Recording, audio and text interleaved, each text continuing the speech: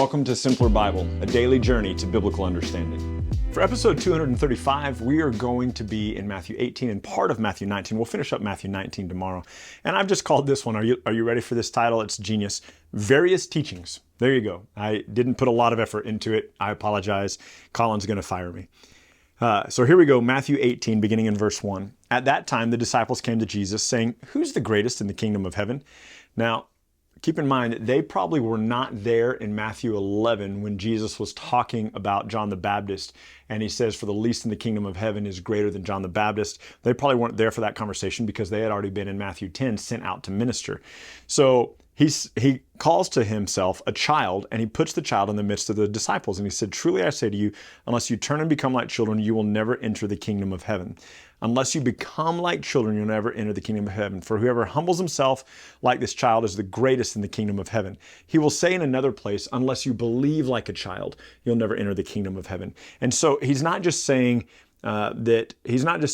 kids enter the kingdom of heaven. He's talking about the way kids believe and the way kids humble themselves and the way that they hold to truth. And he says, unless you become like a child, unless you believe like a child, you'll never enter the kingdom of heaven. He's talking about the kind of faith that the people are supposed to have.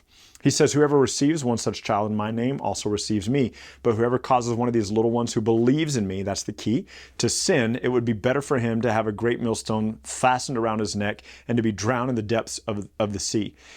That is violent language. So the millstone, there was a small millstone and a big millstone. And the millstone was how they would grind grain. And there's various ones. You can Google this and see. But there might be one for a household to use that was a fairly substantial stone that had a track in it. And it had a part in the middle with a piece of wood and then a piece of wood that came out, and a small millstone for them to roll around. And they'd put the grain in this trough, and then they would roll around the upper millstone. Think like a pestle. I don't know if anybody uses pestles anymore. My grandmother, I remember as a child having a pestle to grind up her medicine. And so you'd roll the wheel around and it would grind the grain for the flour. And so there are places where the Bible talks about the upper millstone, that's the smaller one, and then the big millstone, the lower millstone, that's the big one. And he says, look, if you cause one of these children who believe in me to stumble, it would be better for the great millstone to be tied around your neck and you be drowned in the depths of the sea. That's the imagery here. So verse 7, woe to the world for temptations to sin. It is necessary that temptations come, but woe to the one by whom the temptations come. If your hand or your foot causes you to sin, cut it off and throw it away. This is going to remind you of Matthew 5, 27 through 30. It is better to enter life crippled or lame than with 2 hands or 2 feet to be thrown into the eternal fire. We talked about this in Matthew 5. I won't rehash it right now. If your eye causes you to sin, tear it out and throw it away. It is better that you enter life with 1 eye than with 2 eyes to be thrown into the hell of fire. See that you do not despise one of these little ones who believe in me. For I tell you that in heaven, their angels always see the face of my Father who is in heaven. And I wonder if sometimes this is maybe where people get the idea of a guardian angel. It's the only place that I can find that speaks to something like this. So he says, don't despise one of these little ones who believes in me. He goes, for their angels always see the face of my Father in heaven. What do you think? If a man had 100 sheep and one of them has gone astray, does he not leave the 99 on the mountains and go in search of that one that went away? And if he finds it, he rejoices over it more than the 99 who never went astray. So it is not the will of my Father who is in heaven that any of these little ones should perish. We're going to talk more in depth about that when we get to Luke 15, so I'll save that one for now. If your brother sins against you, go and tell him his fault between you and him alone. If he listens to you, you've gained your brother. But if he does not listen, take 1 or 2 others along with you, that every charge may be established by the evidence of 2 or 3 witnesses. If he refuses to listen to them, tell it to the church. If he refuses to listen to the church, tell it to let him be to you as a Gentile or a tax collector. Now, well, let me finish this and then I'll go back. Truly I say to you, whatever you bind on earth shall be bound in heaven. Whatever you loose on earth shall be loosed in heaven. He said that to Peter earlier. Remember, he gave them the keys of the kingdom. Again, I say to you, if 2 of you agree about anything they ask, it will be done for them by my Father who is in heaven. For where 2 or 3 are gathered in my name, there I am among them. So most Bibles will have something of a heading here before verse 15, like church discipline or discipline within the church, something like that. There are a couple of problems that I have with that interpretation of this text. I don't think that this section is about church discipline. I'll tell you this right now, verse 20, for where 2 or 3 are gathered in my name, there I am among them. I don't think that has anything to do with prayer. It's in all my years of traveling and doing camps and retreats and revivals, the number of times that I heard somebody give an opening prayer and say something to the effect of, well, there's more than 3 of us here today at this camp, so we know God's going to be with us. What weird theology. Like, as if God's not with you if you're by yourself. What weird theology. So it's a misunderstanding of this text. It's a misunderstanding of the Old Testament. It's very difficult to understand the New Testament if you don't have a concept of the Old. The Old Testament is the foundation for the New Testament. And if you don't understand the Old Testament, you'll miss some of these things. So a couple of problems that I have. One, Jesus is not talking about churches here. He is talking to a group of Jews. Jesus is a Jew who is talking to Jews.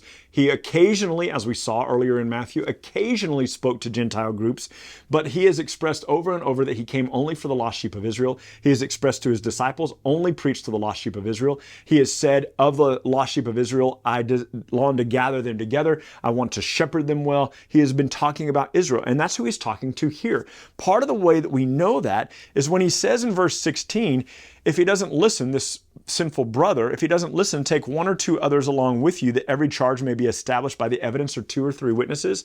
That is from the Mosaic law. It's Deuteronomy 17, 6 through 7. It's Deuteronomy 19, verse 15. That according to the Jewish law, you couldn't pronounce anyone guilty of anything unless there was at least 2 or 3 witnesses. It's why when they're trying to crucify Jesus, they have all these witnesses come forward, and it says, but they couldn't find 2 that agreed. They're trying to put Jesus to death, but they couldn't find any people who agreed about the charges against Jesus. So finally they get these 2 guys to kind of get their testimony together so that they can both call Jesus a blasphemer so they can put him to death. So this is a Jewish construct. This isn't a Christian construct. I think what throws us off is the word church here twice in verse 17. Now, I've made some notes here for you. The Greek word is the Greek word ekklesia. And ekklesia is not church. It's not. Ecclesia is assembly. Go and look it up. You'll see it. The Greek word is assembly. If it literally means church, it needs to be translated as church. But 3 times in the Bible, it's not translated as church. Sorry, 4 times. In Acts 19, verse 32, verse 39, and verse 41, speaking of a rabble, speaking of a crowd of pagans who have gathered against Paul, they're worshiping the god of Artemis of the Ephesians, and they're trying to get Paul put to death. And it says, and the ecclesia gathered against him, and then they dispersed the ecclesia, and it says that the ecclesia, the assembly, was angry at Paul. The reason the translators there don't translate it as church is because that wouldn't make any sense. These are idol worshipers. But what we ought to do is every time we bump into the word ecclesia, we should translate it as assembly. So when Paul says, for example, to the church in Ephesus, what he's really saying is to the assembly in Ephesus. And then the context defines what kind of assembly it was. Was it a Christian assembly or was it a pagan assembly? We don't know. So look at the context to define that. So I think it's a translation error. And I'll take you back. We talked a couple of days ago about the King James Version of the 1611. So when King James went to translate the Bible, he gave, I want to say it's 15, it might be 12, I get it backwards sometimes. He gave 15 edicts of how to translate the Bible. One of those, I think it was edict number 3, was do not. He forbade the translators from translating ecclesia as assembly, which is the correct translation. He forbade them from doing that, and he told them translate it as church. In part, the reason that he wanted to do that is because the king had authority. The king had authority over the church, but the king had no authority over assemblies, no authority over common gatherings. And he wanted to make sure that he still had authority over the church. So since 1611, the word ecclesia has not been rendered as assembly, which it should be, but has been rendered as church. And so the number of people who say, look, Jesus is talking about the church before the church even existed. He's not. He's talking to a group of Jews about their synagogue practices and about their law practices. And I believe here when he says, tell it to the assembly, he's talking about the synagogue. And here's part of the reason that I believe he's talking to just a Jewish audience here, because he says, if the person doesn't listen to you, he says this, treat them like a Gentile or a tax collector. Well, how did the Jews feel about Gentiles and tax collectors? They hated them. They didn't care for them at all. And so this kind of language, he's telling them, be done with them, cast them out, treat them like a Gentile or a tax collector. But from a Christian perspective, how does Christ feel about the Gentiles and the tax collectors? He loves them, right? And so this is a Jewish audience that he's speaking to here. So he says it, look, in verse 16, one or two witnesses so that everything can be settled by 2 or 3 witnesses total. And 19, if 2 of you agree about anything you ask, it will be done for them. So this is kind of a reference back to Deuteronomy, that when somebody's bringing a charge against a guilty person, the 2 or 3 witnesses would stand and their statement was as though it was the statement of God. And then verse 20, where 2 or 3 are gathered. All of those are references to the Jewish custom of addressing sin in the assembly of the Jews, all the way back to Deuteronomy 17 and 19. And it's super important for us to understand that and to not make this about church discipline. If you want to look a little bit more at church discipline, then maybe go to 1 Corinthians 5, where Paul addresses some of that. Anyway, look at verse 21.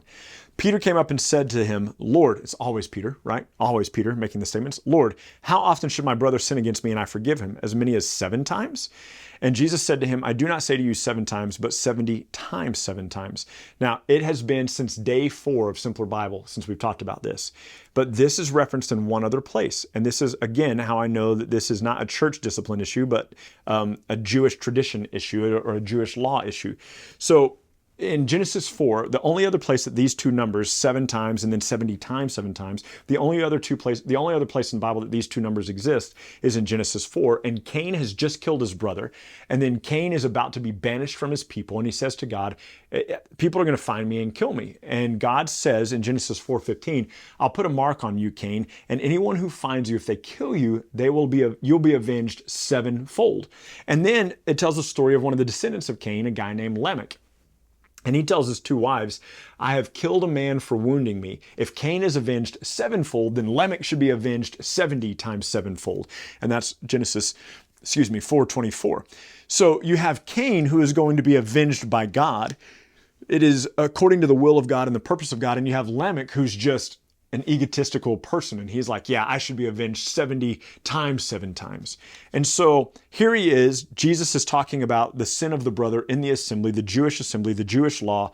And Peter steps forward, and you can almost hear it in his language. He's almost like kind of bragging, like, yeah, I get it. He goes, I'm going to be forgiving of my brother. I'm not going to deal with him this way. I'll forgive my brother. How many times? You think I should forgive my brother up to 7 times? And I always kind of like see him in my head, probably not how it happened at all, but I always kind of see him elbowing the other guys like with a little bit of smirk, like, look how good I am. And Jesus brings up, no, not 7 times, but 70 times 7 times. Be forgiving of your brother, not just where it's just, but be forgiving of your brother where they have behaved unjustly. And so these are Old Testament references. Oh my goodness, guys, there's a reason that we spent 217 days in the Old Testament, not just because it's long, but because it's very important for us to lay the foundation for the new.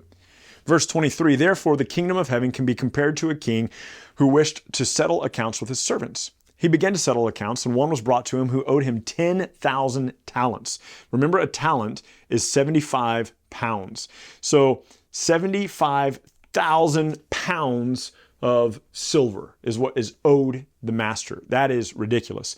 Since the servant could not pay, his master ordered him to be sold along with his wife and children and all that he had, so that payment could be made. The servant fell on his knees, imploring him, begging the master, have patience with me, I'll pay you everything I owe.